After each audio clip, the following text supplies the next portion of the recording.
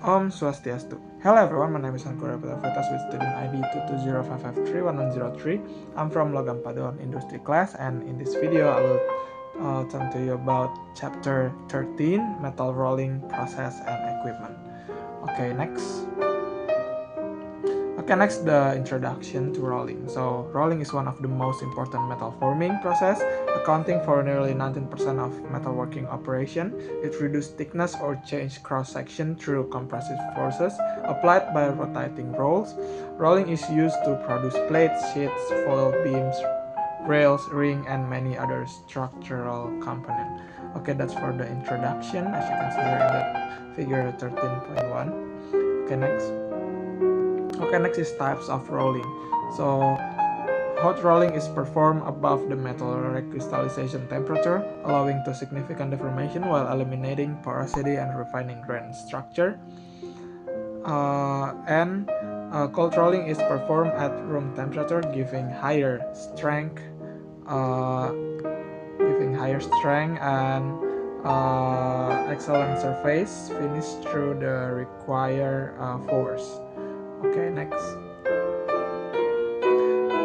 is the rolling mill configuration. So schematic illustration of various roll mills showing various features. The stiffness and of the housing, the role important in controlling and maintaining, as you can see here in the figure 13.3.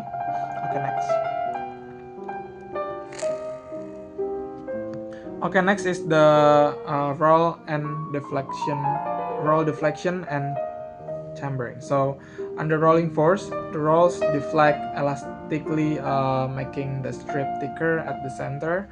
To compensate, rolls are ground with camber, slightly curved profile. Figure 13.4 is demonstrate how cambering ensure uniform thickness across the width. Next is the effects of friction. So the friction is essential for pulling the metal into the roll gap. Higher friction increases spread of the material and affects the position of the neutral point. Figure 13.5 shows the analogy of dough spreading under the rolling pin. Metal behave similarly. Next is the roll flattening and crown control. So roll flatten slightly under the load, which influence thickness variation. Figure 13.6 explain how hot rolling transform cast structure into fine wrought structure. Modern mill are used roll bending and backup to control crown and ensure accurate strip profile. Next is the roller leveling. So after the rolling, sheets may not be perfectly flat. Roller leveling corrects waviness or curvature by applying alternating bending through multiple rolls. Figure 13.7 illustrates this process for both seat and bar products. Next is the rolling defects. So flat rolling defects include wavy edges, zipper cracks, edge cracks, and alligatoring. These defects occur due to uneven deformation, improper friction, or roll misalignment. Figure 13.8 show typical example of these defects. Next is the residual stress. So residual stress form because deformation is not uniform across the thickness, so the small rolls generate tensile stresses at the center, while larger roll reverse this pattern. Figure 13.9 show the stress distribution for both condition and their impact on product performance.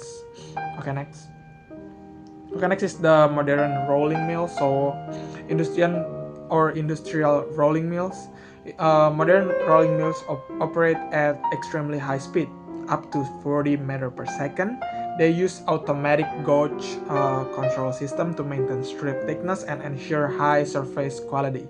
So figure 13.10 shows an industrial view of high-speed rolling mill.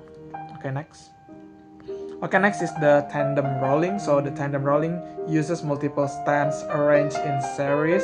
Each Stand reduce the thickness progressively, allowing continuous deformation and high production rates.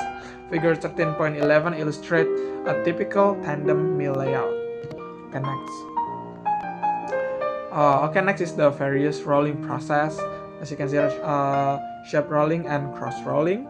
So the shape rolling creates structural shapes like I-beams and channel using specially designed rolls, and cross rolling produce tapered or rounded sections such as automotive leaf spring or blades.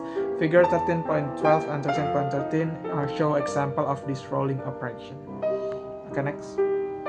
Okay, next is skew rolling and tube piercing. In the figure 13.14, the skew rolling is widely used to manufacture steel balls or bearings. A cylindrical blank is rotated between skewed rolls to form a spear. Tube piercing is used to produce seamless tubing by rolling a solid billet over a piercing mandrel. Figure 13.14 illustrate both process.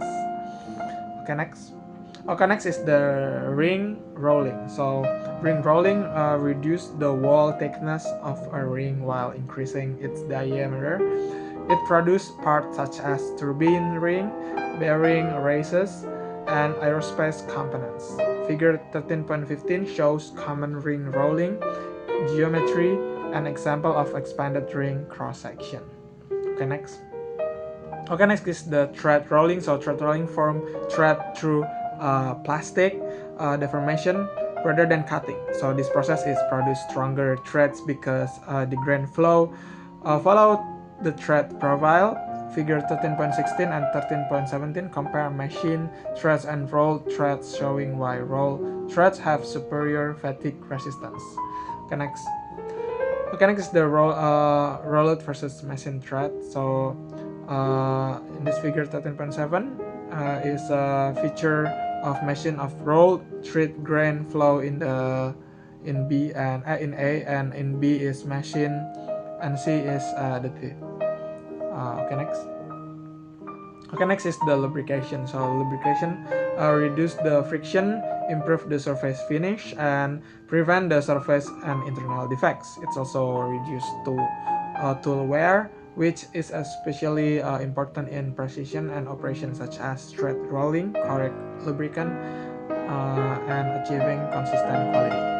And the application of rolling is applied in many times. So it can produce plates, sheets, foils, structural beam, rail, rings, and seamless tubes, threaded fastener, and more. And it can be one of the most versatile and productive metal forming process used in modern manufacturing. Okay, next is the summary. So to conclude, the rolling is a fundamental metal forming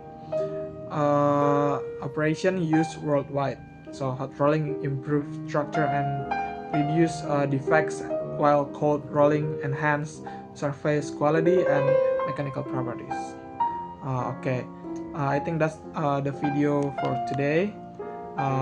Thank you for watching, and see you in the next video. Thank you.